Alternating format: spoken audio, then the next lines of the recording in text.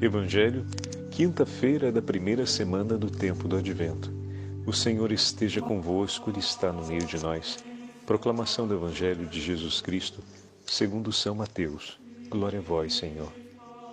Naquele tempo disse Jesus a seus discípulos: Nem todo aquele que me diz Senhor, Senhor, entrará no reino dos céus, mas o que põe em prática a vontade de meu Pai que está nos céus. Portanto, quem ouve estas minhas palavras e as põe em prática é como um homem prudente que construiu sua casa sobre a rocha. Caiu a chuva, vieram as enchentes, os ventos deram contra a casa, mas a casa não caiu, porque estava construída sobre a rocha. Por outro lado, quem ouve estas minhas palavras e não as põe em prática é como um homem sem juízo que construiu sua casa sobre a areia. Caiu a chuva, vieram as enchentes, os ventos sopraram e deram contra a casa, e a casa caiu, e sua ruína foi completa. Palavra da salvação. Glória a vós, Senhor. Quinta-feira da primeira semana do tempo do Advento, em nome do Pai, do Filho e do Espírito Santo. Amém. Queridos irmãos e irmãs, que grande riqueza é a primeira semana do Advento para nós. Hoje a Santa Liturgia nos leva para o 7º capítulo do Evangelho de São Mateus. Enquanto ontem víamos o tema que chamamos o tema da solidariedade, onde o Senhor recebia aquela multidão de homens e mulheres que vinham ao seu encontro esperando receber dele um sinal de misericórdia, a multidão daqueles que esperam em Deus e que trazem até o Senhor suas vidas e colocam aos pés de Cristo, e vemos o Senhor que com tanto amor cuida de cada um deles, e não só das necessidades espirituais, falávamos, das necessidades físicas e até das necessidades cotidianas, aquelas materiais necessidades e bem básicas. O Senhor olha pelo homem em todas as suas necessidades porque o ama. Esse mesmo Senhor que nos ama, dirige a nós a sua palavra e nos chama a participar, a tomar parte no reino dos céus. Por meio de seu Filho, palavra viva, foi-nos aberta outra vez a porta para os céus. Mas não entrará no reino dos céus somente aqueles que dizem Senhor, Senhor. Mas entrará no reino dos céus aqueles que, ouvindo a palavra do Senhor, aguarda no coração e pratica a vontade do Pai que está nos céus. Frei Luís de Granada, em uma de suas obras a respeito do caminho para a santidade, falando sobre, o nome da obra se chama O Guia do Pecador, que fala a respeito do caminho de santidade. Observando o comentário sobre esse mesmo trecho do Evangelho de São Mateus, ele pontua um elemento muito delicado. Ele diz assim: bom, veja que como bons cristãos não será suficiente apenas rezar, jejuar e ouvir a missa, mas de estarmos em íntima relação de fidelidade com Deus, como esteve Jó e Abraão durante o tempo das tribulações e da prova.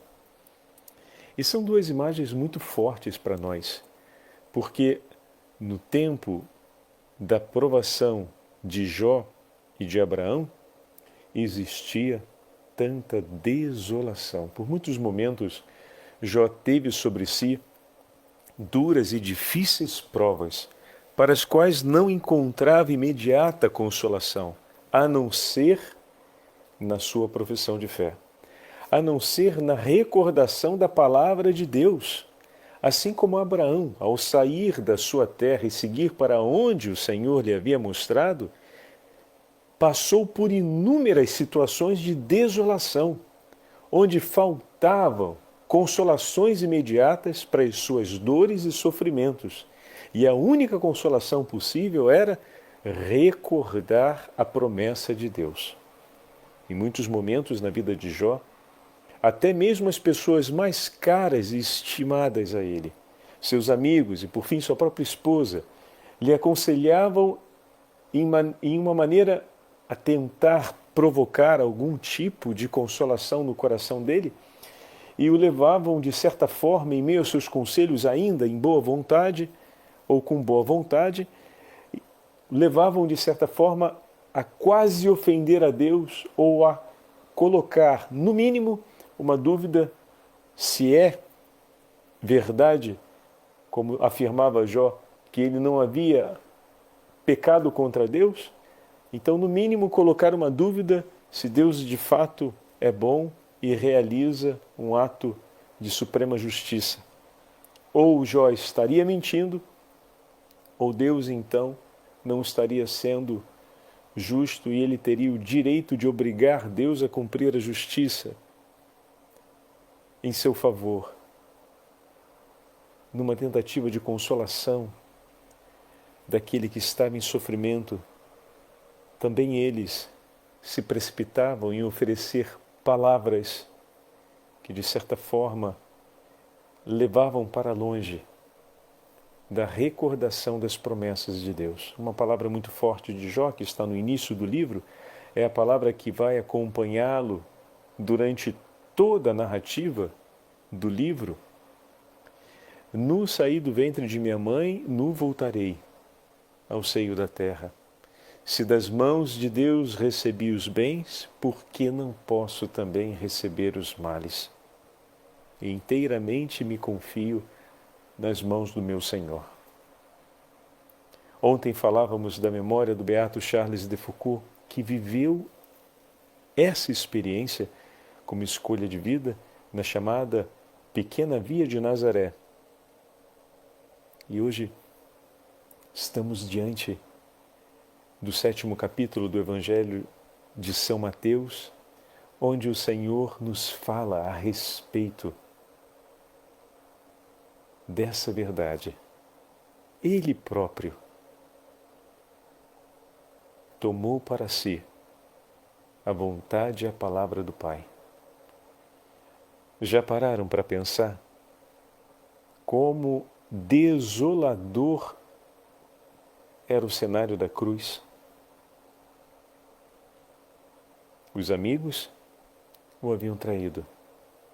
Aqueles que viram os sinais da glória de Deus, que antes cantavam e glorificavam a Deus pelas estradas, agora se esconderam. Aqueles que ouviram suas palavras não tinham forças para reagir. E aqueles que permaneceram aos pés da cruz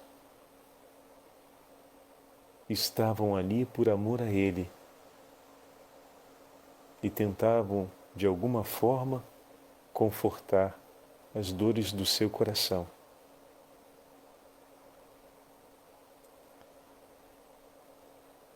Tudo, meus irmãos, era desolação no cenário do Calvário.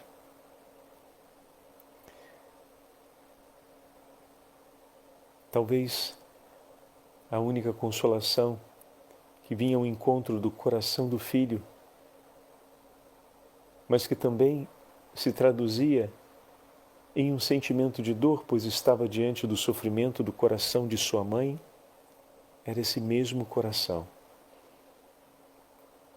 que sofria o Calvário unido ao seu. Mas ali, esse era o coração que ele sabia que jamais havia se separado do seu e jamais se separaria. Mas todos os outros pobres e frágeis corações, naquela hora estavam confusos e dispersos, pois o pastor estava ferido de morte e o rebanho disperso. Qual a consolação para o coração desse pastor em meio às dores terrificantes do Calvário, senão a memória e a confiança na palavra do Pai? quando Frei Luís de Granada escreve essas palavras que citamos ainda há pouco, recordando Abraão e Jó. Vemos também a imagem de Nosso Senhor e precisamos nos perguntar o quanto nós alicerçamos a nossa vida sobre a palavra do Senhor, o quanto alicerçamos a nossa vida sobre a recordação perene das promessas de Deus por nós. Ao pensar as promessas de Deus, pensamos a nossa felicidade. Ao pensarmos as palavras e a proposta de Deus para nós em seus mandamentos, tomamos como tesouro de alegria? Ou, em todos aqueles dons que o Senhor nos concede, terminamos depositando de alguma forma a nossa esperança? Que dons são esses, Padre? A nossa saúde, os nossos amigos, a nossa estabilidade de vida, as nossas conquistas pessoais são todos dons de Deus. Mas às vezes sobre eles estabelecemos uma esperança tão grande sobre o benefício e a felicidade da nossa vida, sobre o benefício possível para a nossa vida e a felicidade de nossa vida. E de repente, quando todas essas coisas nos são tiradas, em um tempo de desolação, como foi na vida de Jó, como foi na vida de Abraão, como foi na vida de Nosso Senhor, e por que acreditamos que na nossa será diferente? Será melhor do que a deles? Os patriarcas e os profetas viveram isso. E a alegria em seu tempo era esperar o tempo da promessa do Senhor. E assim caminhavam, como vai dizer Santo Efrém. E nós poderíamos ter uma experiência diferente da do nosso Mestre. Poderíamos ter uma experiência diferente daquela dos patriarcas e dos profetas. Diferente da experiência dos apóstolos. Certamente que não. Mas então é hora de construirmos, e essa primeira semana do Advento nos chama a isso, a construirmos, ou melhor, a reafirmarmos o nosso alicerce, o alicerce da construção da nossa vida sobre a palavra de Deus, sobre a memória de suas promessas, que vem recordada nos momentos de felicidade, ou seja, nos momentos em que estamos alcançados pelas consolações do céu, partilhado na hora em que estamos dividindo os tesouros e os dons do Senhor, como temos falado bastante, dividir isso no convívio com os amigos, viver como cristãos, ou seja, dividindo as alegrias da nossa fé uns com os outros, e por fim, também lembrarmos, pensarmos e afirmarmos isso nos momentos de desolação. Quando a provação se abate sobre nós e quando as perdas, enfim, acontecem na nossa história. Ouçamos essas palavras desse santo sacerdote jesuíta que comenta o Evangelho de hoje, chamado São Cláudio de Colombier.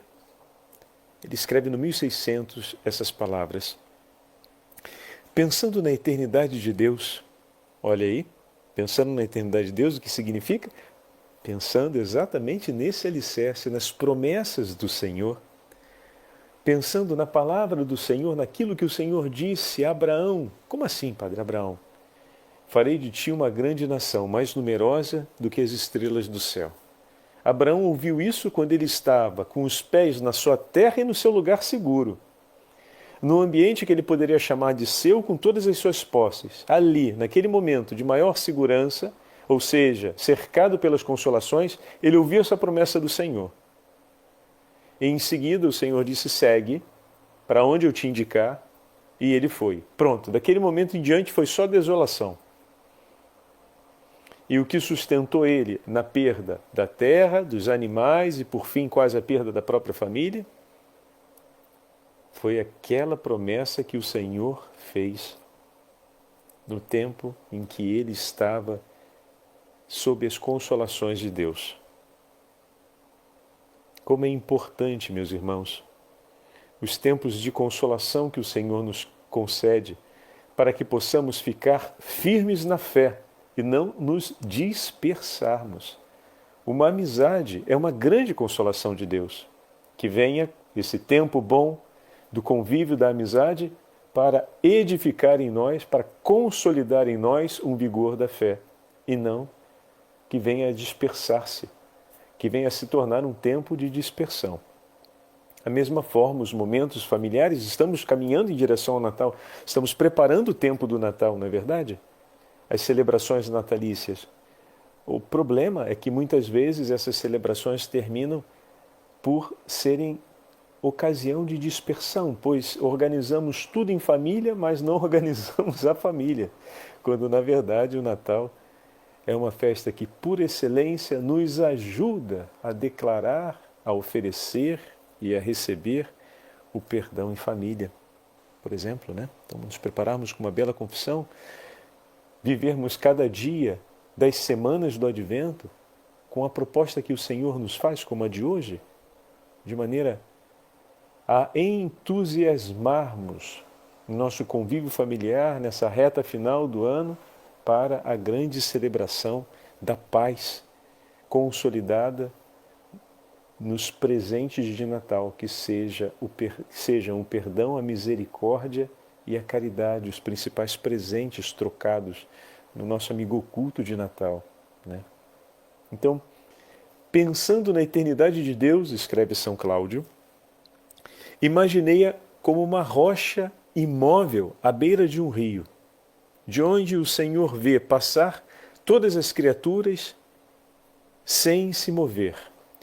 Os homens que se prendem às coisas criadas são como as pessoas que, ao serem levadas pela torrente do rio, se agarram a uma tábua ou a um tronco de árvore, ou ainda a um monte de espuma que se forma e que tomam a aparência de uma coisa sólida e consistente. Ora, tudo isso, bem o sabemos, é arrastado pela correnteza. Os amigos morrem, a saúde se consome, a vida passa. E chegando então à eternidade, agarrados a esses apoios passageiros que se tornaram a declaração da nossa segurança, como quem deságua no mar alto, onde não podemos deixar de mergulhar e de nos perdermos, como então resistiremos à força das águas? Percebemos então como foi imprudente não nos termos agarrado àquela rocha que estava à margem, enquanto as águas ainda não eram enruentas, ao eterno. Gostaríamos de voltar atrás, mas as ondas nesse momento não nos deixam mais regressar. Temos absolutamente de perecer com todas as coisas perecíveis nas quais nos apegamos.